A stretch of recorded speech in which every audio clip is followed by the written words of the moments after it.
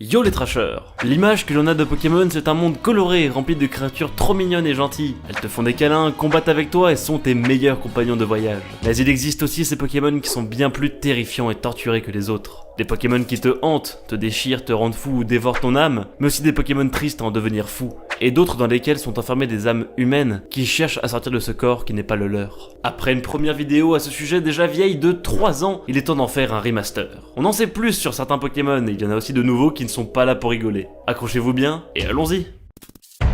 Ampiflore.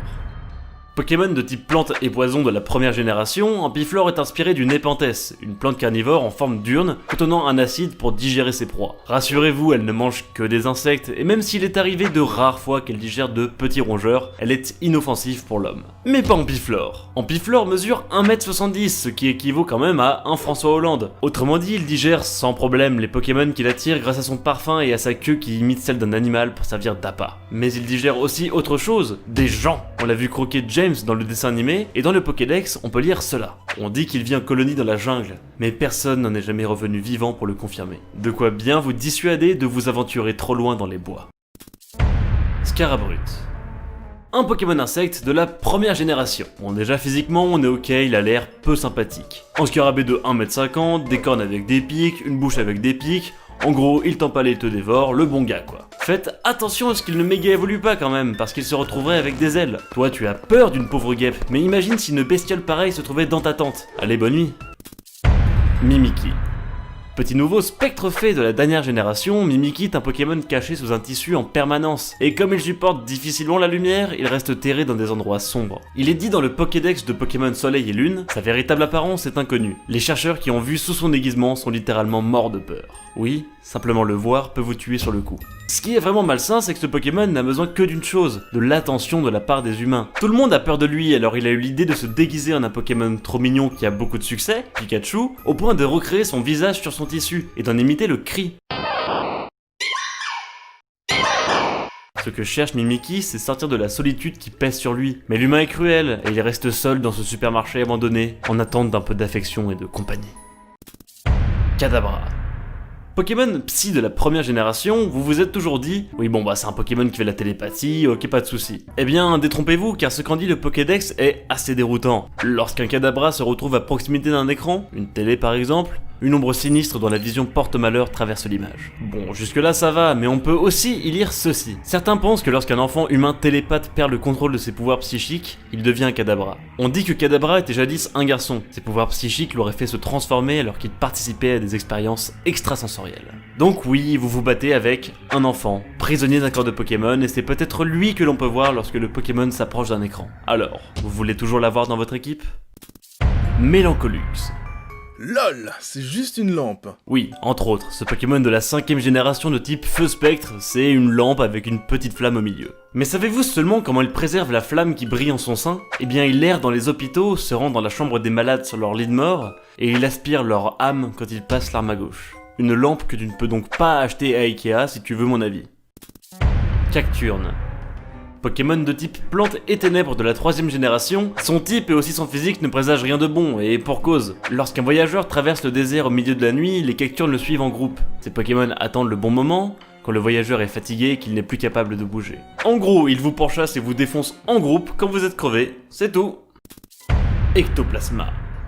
On parle souvent de Spectrum comme quoi elle ferait trop peur, et c'est vrai que quand on sait que une personne léchée par sa langue glaciale s'affaiblit jour après jour jusqu'à décéder, on pourrait avoir les miquettes. Mais Ectoplasma, Pokémon Spectre poison de la première génération, est encore un chouïa plus terrifiant. Non seulement il peut aussi vous tuer très facilement, mais surtout il le fait pour vous contaminer. Ectoplasma vous tue pour que vous deveniez vous-même un Ectoplasma, pour que vous-même puissiez transformer d'autres humains. Les Ectoplasmas sont tous des humains transformés en Pokémon. Donc dans le monde de Pokémon, eh ben, l'apocalypse zombie, ça existe déjà.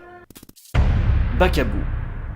Un nouveau Pokémon Spectre Sol, assez rigolo car il ressemble à un château de sable, mais moins rigolo quand on apprend qu'il s'agit en fait de la rancœur d'un voyageur mort dans l'indifférence, qui s'est donc réincarné en pâté de sable. Il est capable de contrôler ses victimes, et lorsqu'il évolue en trépassable, eh bien celui-ci peut ensevelir des Pokémon et les tuer par suffocation. Un plaisir. Branette.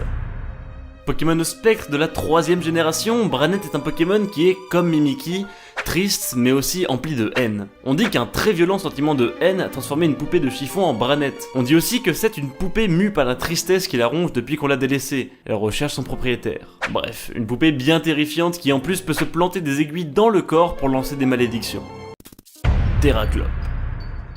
Un Pokémon Spectre de la 3ème génération, Terraclope est visuellement pas terrible. Mais il a beau ne pas être terrifiant, ne pas vous maudire ni vous posséder, il est extrêmement dangereux. Le corps de Terraclope est totalement creux. Il n'y a rien du tout à l'intérieur, on raconte que son corps est comme un trou noir. Ce Pokémon peut absorber n'importe quoi, mais rien ne ressort jamais. Je pense pas avoir grand chose à rajouter, c'est un trou noir, autrement dit que s'il était sur Terre, et il se passerait, ça. Ocelot. Pokémon Sol de la 1ère génération qu'on ne présente plus vraiment, Ocelot est une bestiole avec un crâne sur la tête. Mais d'où il vient ce crâne au juste ? Eh bien, c'est celui de sa mère. Le crâne qu'il porte sur la tête est celui de sa mère décédée. La maman d'Ocelot lui manque terriblement et ne la reverra jamais. La lune la fait pleurer car elle lui rappelle sa mère. Un Pokémon bien triste, qui au final nous fait plus pitié que peur. Tout à fait. Allez, on continue sur les Pokémon bien badants avec Tout à fait de la 5ème génération, qui est encore un type spectre. Tout à fait ne ressemble pas à grand chose, une bestiole noire qui flotte avec un masque, ouais. Mais quand on s'intéresse à ce qu'en dit le Pokédex, c'est tout de suite moins drôle. Il est né de l'âme d'un défunt inhumé dans une tombe antique. Il a conservé ses anciens souvenirs. En gros, c'est un ancien être humain qui se souvient encore de quand il était vivant. Et le pire, c'est que ça le torture, au point d'en pleurer si jamais il regarde son masque qui représente son ancien visage humain. On pourrait parler de Pokémon terrifiants pendant des heures. Des comme Avaltou qui peut digérer n'importe quoi dont des êtres humains. Brosslom qui est une âme d'enfant mort enfermée dans une souche d'arbre. Menorpal qui est une épée possédée qui absorbe ton énergie vitale. Scorplan qui s'accroche à ton visage avec ses serres et te pique avec un dard empoisonné. Kelotor qui... Bah non. Bref, il y en a des tas et rendent vraiment le jeu Pokémon intéressant car ils apportent de la diversité. Ils sont là en quelque sorte pour représenter le mal dans le monde de Pokémon, qui semble un peu absent quand on regarde cet univers joyeux et coloré en surface. Moi je les adore, et vous ? Dites-moi quel Pokémon vous trouvez le plus fascinant en commentaire, tiens. Moi personnellement c'est Kadabra qui m'a vachement surpris lors de l'écriture de cette vidéo, je l'imaginais pas comme ça. Lâchez les pouces bleus de l'amour, abonnez-vous à la chaîne, c'est vraiment important, et rejoignez-nous sur Twitter et Facebook, on vous y attend. Je vous fais des bisous, ciao les amis.